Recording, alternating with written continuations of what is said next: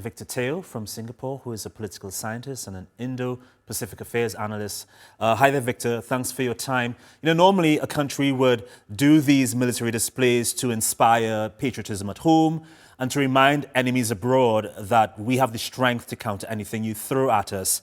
But I wonder, with the US president basically saying, hey President Xi, love how it all looks, say hi to Presidents Putin and Jong-un for me, does that all fall flat, I think, what the Chinese president is doing?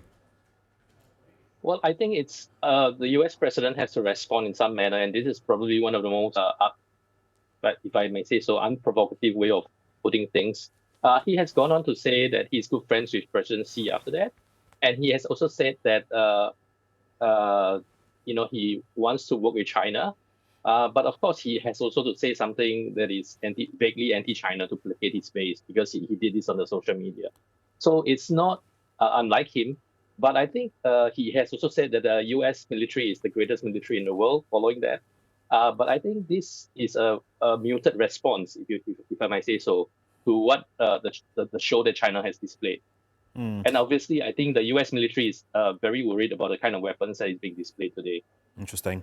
The Slovak leader, as we said earlier, said it was embarrassing that other EU leaders did not attend the commemoration. But considering that the EU-China trade was about $250 billion in the first 4 months of 2025, would you characterize it as embarrassing that other EU leaders did not attend?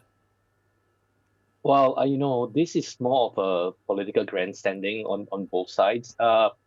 In the 2015 parade, I don't think that many leaders from the EU went to the parade as well. So this is not out of convention. The leaders, of course, Serbia, I think Slovakia are there. But other than that, EU is not quite represented. And of course, this is seen largely by the Western world as a collection of, if you like, totalitarian leaders, or if you like, non-democratic countries, and it's kind of obvious why they would not participate in such a if you like show. I wanted to ask you about the dynamics, the decades-long dynamics between China and the Western world. The West always paints China as evil, the evil in the good versus evil battle, yet they rely so much on China for trade, for global economic sustainability. What exactly is this dynamic about, and why does it continue today?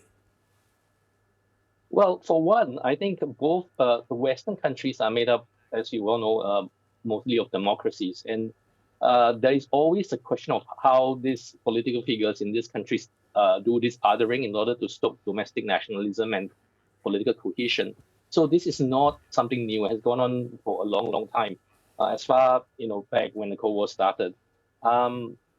This time around, but I think most of the leaders are aware that they live in an interconnected world where there is trade, and each country has trade with both democratic countries as well as authoritarian countries. And in the capitalistic system, China is an important player in a global capitalistic system.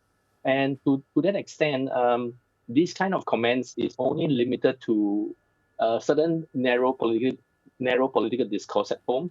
But in actual fact, they know that they have to deal with China, and they know that they need to have China on their side when they deal with the United States. So for EU, I think there is some sort of adjustment that is being made today, but these adjustments is still not seen in the kind of political discourse that is prevalent in the European Union.